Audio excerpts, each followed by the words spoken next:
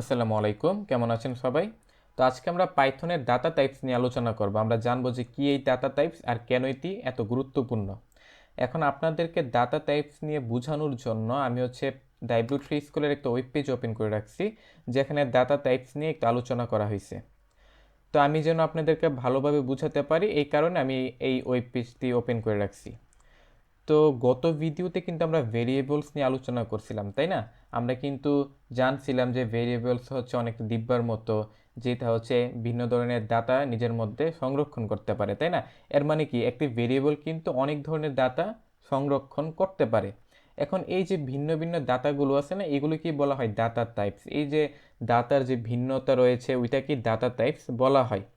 এখন আমরা কেন ডাটা টাইপস, এই জিনিসটা কেন আসছে আমাদের কাছে, বা কেন আমরা এই জিনিসটা, এই কনসেপ্টটা ব্যবহার করি? এর কারণ হচ্ছে আমরা যেন বুঝতে পারি যে কোনো একটা ভেরিয়েবলে কী ধরনের ডাটা আছে, তাই না? এটা তো আমাদের জানা প্রয়োজন।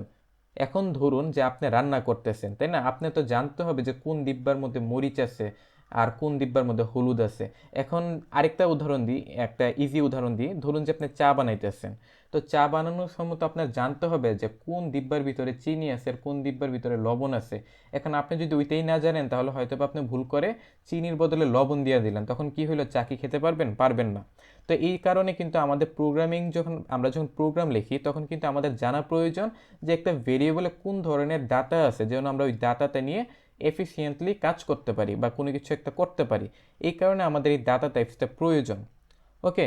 তো এখন পাইথনে বিল্ট ইনভাবে কিছু ডাটা টাইপ রয়েছে। ওকে। এখন এই ডাটা টাইপসগুলো নিয়ে আমরা এখানে আলোচনা করবো আর কি। এখানে আমরা দেখতে পারতেছি যে এই ধরনের ডাটা টাইপসগুলো পাইথনে বিল্ট ইনভাবে থাকে। বিল্ট ইনভাবে মানে কি, যে পাইথন আগে থেকে এই ডাটা টাইপসগুলো তৈরি করে রাখছে, এগুলো আমরা ব্যবহার করতে পারবো। এর মানে কি, আমরা নিজেও ডাটা টাইপস তৈরি করতে পারবো? হ্যাঁ, আমরা নিজেও চাইলে কোনো এক ধরনের ডাটা টাইপস তৈরি করতে পারবো। তো এটা কিভাবে করে, এটা আমরা ইন ফিউচার জানবো।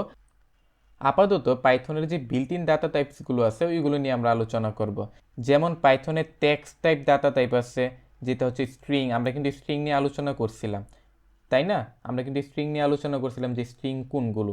এই স্ট্রিং হচ্ছে একটা টেক্সট টাইপ ডাটা টাইপ। তারপর নিউমেরিক টাইপসের ডাটা টাইপ আছে, যেগুলো হচ্ছে ইন্টিজার, ফ্লোট, কমপ্লেক্স।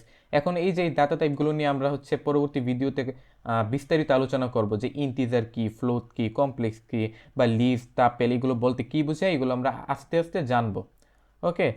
এখন ইন্টিজার, আচ্ছা আমি নর্মালি বলি, স্ট্রিং তো আপনি জানেন তাই না? কি, এই যে আমরা যে নর্মালি কোনো একটা লেখা ব্যবহার করি বা একটা সেন্টেন্স যে আমরা করছিলাম, তাই না? আমরা যদি এখন এখানে লিখি যে প্রিন্ট, এই যে হাই, তাই না? এই যে ডাবল কোটেশনের ভিতরে যে আমি লেখাটা লিখছি, এটা একটা স্ট্রিং।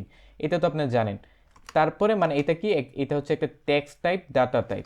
তারপরে হচ্ছে এখানে নিউমেরিক টাইপের মধ্যে কি আছে, ইন্টিজার আছে। ইন্টিজার কোনগুলো, আমরা যদি একটা ভেরিয়েবলে 5 দিই, তাই না? এইটা হচ্ছে একটা ইন্টিজার টাইপ। এটা কি, একটা ইন্টিজার টাইপ ডাটা টাইপ, মানে ইন্টিজার ডাটা টাইপ এটা। এখন আমরা যদি পাইথন ফাইলটা রান করি না, তাহলে কিন্তু দেখবো যে 5 এটা, তাই না? আবার আমরা যদি এখানে কোনো একটা পয়েন্ট দিয়ে দিই না, যে 5.4, এই যে দশমিক সংখ্যা যখন হয়ে গেছে, তখন এটা একটা ফ্লোট হয়ে গেছে। তো এরকমভাবে বিভিন্ন ধরনের ডাটা টাইপ থাকে। আর এখন আপনারা এখন বলতে পারেন যে ভাই আপনি 5 বলছেন, হ্যাঁ, যে এটা একটা ইন্টিজার, কিন্তু আপনার কথা আমি মানবো কিভাবে? আপনি তো মিথ্যা বলতে পারেন, তাই না? তো হ্যাঁ ভাই, আমার কথা বিশ্বাস করতে হবে না, আপনি পাইথনের কথা বিশ্বাস করেন। পাইথনে একটা, এটা কোন ধরনের ডাটা বা একটা ভেরিয়েবলে কোন ধরনের ডাটা স্টোর করা আছে, এটা চাইলে আপনি চেক করতে পারবেন। এটার জন্য একটা ফাংশন আছে যেটার নাম হচ্ছে টাইপ। এই যে টাইপ ফাংশনের ভিতরে আপনি জাস্ট ভেরিয়েবলের নামটা দিয়ে দিবেন, যে আপনি কোন ভেরিয়েবলের মধ্যে কি ডাটা টাইপটা আছে ওইটা যদি জানতে চান, তাহলে যেই ভেরিয়েবলের টাইপটা আপনি জানতে চাচ্ছেন ওই ভেরিয়েবলের নামটা এখানে দিয়ে দিবেন, তাহলেই চলবে। এখন যদি আমি এই পাইথন ফাইলটা রান করি, তাহলে দেখবেন যে এই যে আমাকে এখানে বলে দিতেছে যে এটা একটা ইন্টিজার। এখন আমি যদি এখানে 5.5 দিই, তখন দেখবেন যে এটা বলবে কি, এটা হচ্ছে একটা ফ্লোট। এই যে ফ্লোট বলতেছে। বা আমি যদি এখানে স্ট্রিং দিই, এখন যদি আমি রান দিই, তাহলে এই যে এখানে বলতেছে এটা স্ট্রিং। ওকে। তো এখন কিন্তু আপনি চাইলে চেকও করতে পারবেন যে এই যে এই ভেরিয়েবলে কোন ধরনের ডাটা স্টোর করা আছে। তো এমনভাবে কিন্তু পাইথনে আরও অনেক বিল্ট ইন ডাটা টাইপস আছে, যেরকম লিস্ট, টাপেল, রেঞ্জ, ডিক্ট। এটা হচ্ছে ডিকশনারি আর কি, হ্যাঁ। তারপরে সেট, তারপরে বুল, বুলিয়ান বুলিয়ান ভ্যালু তো বুঝাই দিই এখন। বুলিয়ান মানে হচ্ছে ট্রু বা ফলস, আমরা বিস্তারিত দেখব। তারপরে আমরা এখানে আরেক একটু হালকাভাবে বলতেছি আমি। বুলিয়ান মানে হচ্ছে কি ট্রু বা ফলস, মানে সত্যি নাকি মিথ্যা। তো এই যে এই ধরনের ডাটাগুলোকে হচ্ছে আমাদের পাইথনে বা এমনিতে অন্যান্য প্রোগ্রামিং ল্যাঙ্গুয়েজে এটাকে বুলিয়ান ডাটা টাইপ বলা হয়।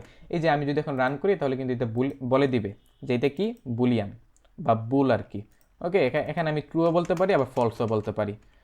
তো এমনভাবে পাইথনে আরও অনেক ধরনের ডাটা টাইপ আছে, ওইগুলো নিয়ে আমরা বিস্তারিত আলোচনা করব। এই যে এখানে যে ডাটা টাইপগুলো দেখতেছেন এগুলো হচ্ছে পাইথনে বিল্ট ইনভাবে আছে, মানে পাইথন আগে থেকেই এগুলো তৈরি করে রাখছে বা ও জানে এগুলো কি। আবার আপনি চাইলে নিজের মতো করে বা নিজের প্রয়োজন অনুযায়ী ডাটা টাইপ তৈরি করতে পারবেন। এগুলো আমরা ইন ফিউচার দেখবো যে কীভাবে করতে হয়। তবে আপাতত এখন আপনি বুঝেন যে ডাটা টাইপস জিনিসটা কি, তাই না? আশা করি বুঝতে পারছেন। ডাটা টাইপস হচ্ছে যে ভিন্ন ধরনের যে ডাটা থাকে ওইগুলোকেই বলা হয় ডাটা টাইপস। একটা ভেরিয়েবল অনেক ধরনের ডাটা স্টোর করতে পারে। এই যে এখানে যে ডাটার ভিন্নতা আছে এই ভিন্নতাকেই, মানে এই যে ভিন্ন ভিন্ন ডাটা টাইপস ডাটাগুলো আছে ওইটাকেই ডাটা টাইপস বলা হয়। এখন পাইথনে বিভিন্ন ধরনের বিল্ট ইন ডাটা টাইপস থাকে। এক একটা ডাটা টাইপস এক একভাবে কাজ করে, এক একটা ডাটা টাইপসের এক এক ধরনের কাজ আছে। তো এরপরে আমরা ডাটা টাইপসগুলোর বিস্তারিত আলোচনা করব। তবে আপাতত এইটুকু বুঝে রাখেন যে ডাটা টাইপস জিনিসটা কি। এর পরবর্তী ভিডিওগুলো থেকে আমরা হচ্ছে অনেকগুলো ডাটা টাইপ সম্পর্কে বিস্তারিত আলোচনা করব। তো এর পরবর্তী ভিডিওতে দেখা হবে আবার। তার আগ পর্যন্ত ভালো থাকবেন। আসসালামু আলাইকুম।